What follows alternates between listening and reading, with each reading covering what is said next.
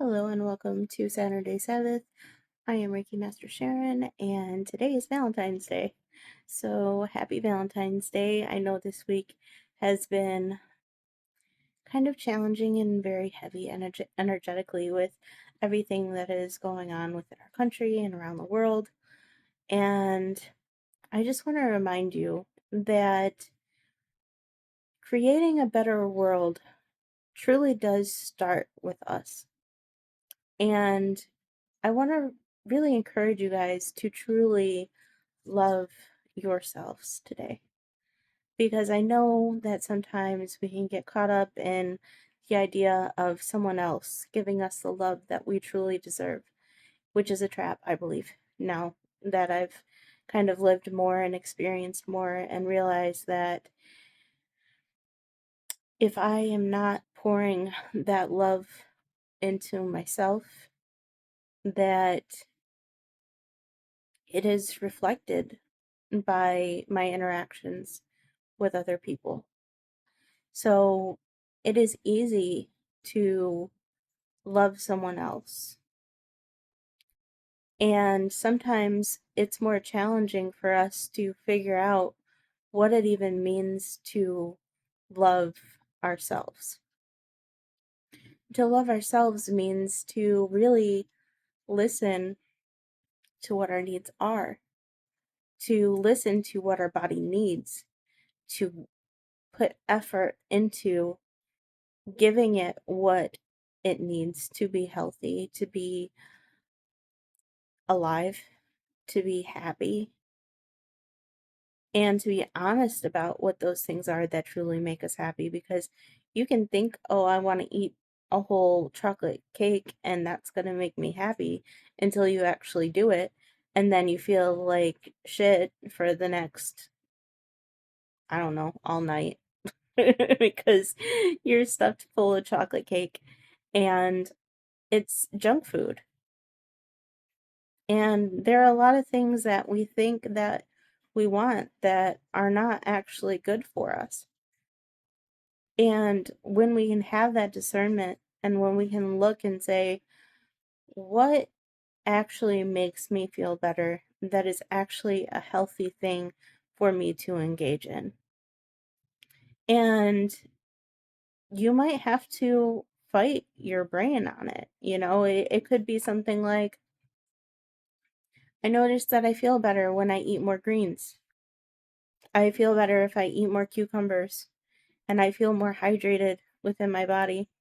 But when you're looking in the refrigerator and you're trying to figure out what do you want to eat, the first thing that you can grab that is easy sometimes is what you might revert to. You might say, okay, I'm going to eat this because it's easy. And then you haven't honored your body's needs to feel better, to feel energized. There's a point where we have to be able to really have control over our own responses. And it's hard to put into words, but there are things that make us feel better. There are, music that makes us feel better. There are people that make us feel better. There are foods that make us feel better. And I'm not saying that you can't ever have chocolate cake. I'm just saying have it in moderation, maybe. Maybe have a piece of chocolate cake. Maybe that satiates that craving for it, but you're not consuming a whole cake that's going to make you feel like shit. Maybe drinking, you have a shot, it takes the edge off, okay, but not a whole bottle of Jack, right? There's a point where it becomes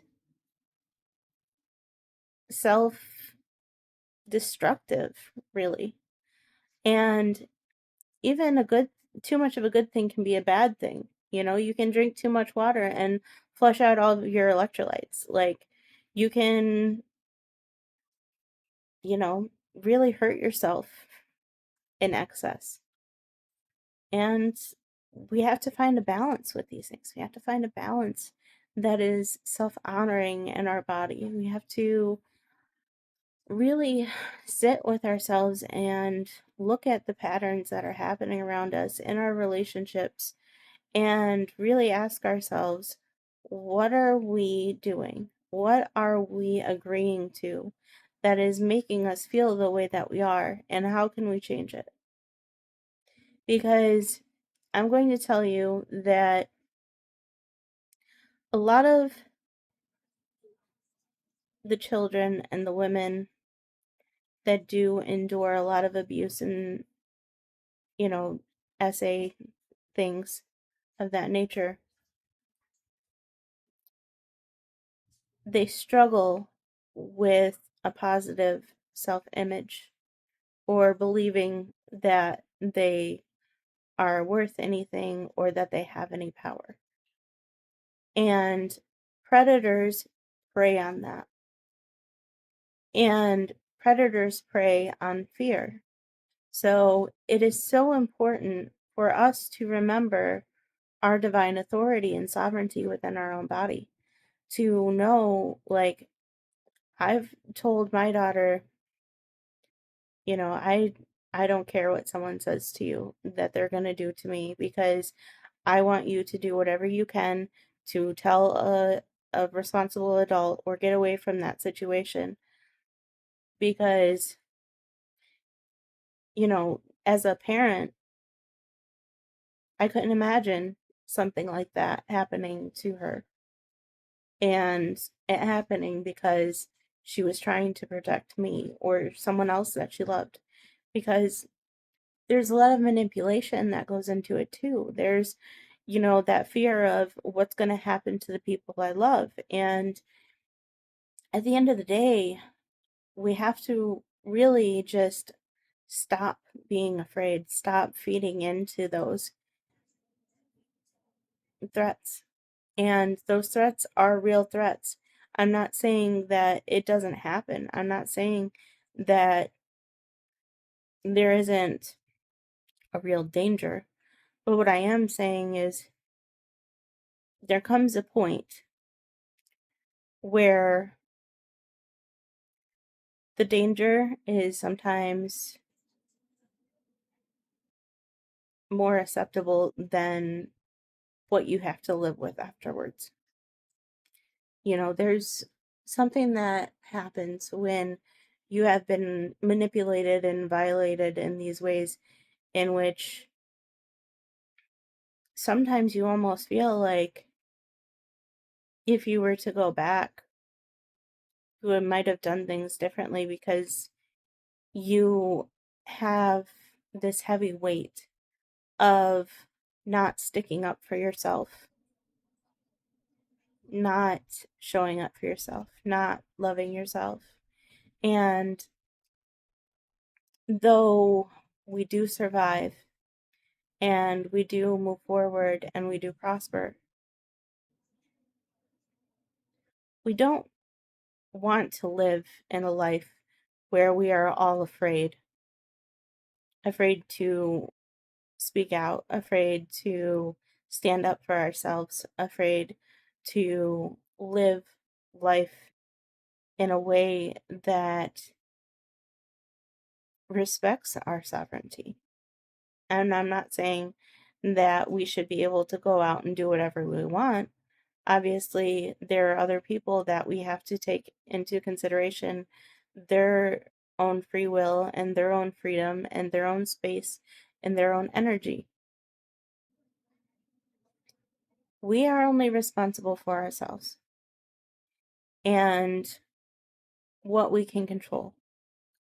Can you control how your child has a relationship with you? Can you have a conversation with them? Can you build a relationship with them to which they can trust you, that they know that they're supported, that they don't feel like they have to run away from home and be susceptible to predators?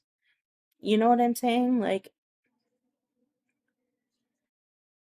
And I know there are a lot of people who have children that maybe shouldn't have children.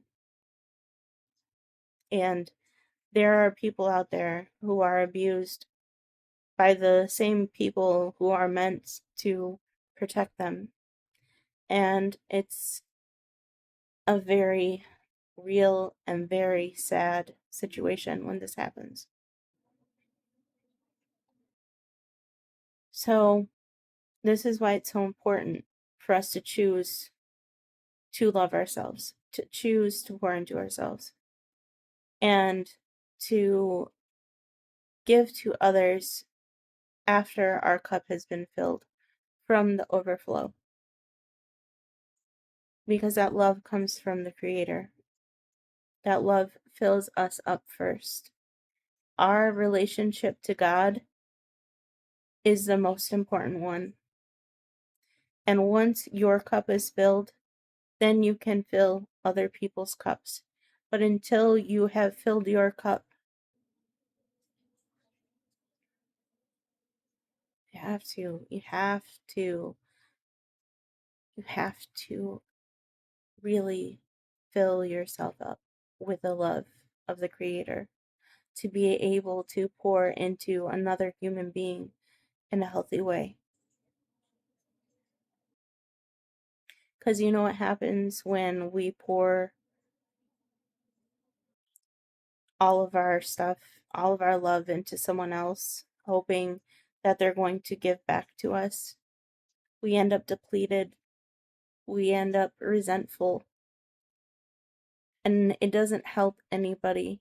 And in a sense, that is a manipulation too, to give your love to somebody in hopes that they're going to love you the way that you want to be loved. Because it's your responsibility to make sure that you are loving yourself the way that you deserve to be loved, and that the Creator is with you, and that you have a healthy, open communication and relationship with the Creator of that infinite love that you're able to tap into, that we are meant to tap into, that we forgot that we can tap into. And a lot of times when we are victims of abuse, we forget that it's available for us. And I'm here to remind you today that it's there. And I love you. And I hope you make that decision, that free will decision, to fill yourself up with that love, to feel it, and to give to others in excess. So, that's what I have for you guys today. If you like this content, please like, share, and subscribe. And I'd love to see you next week.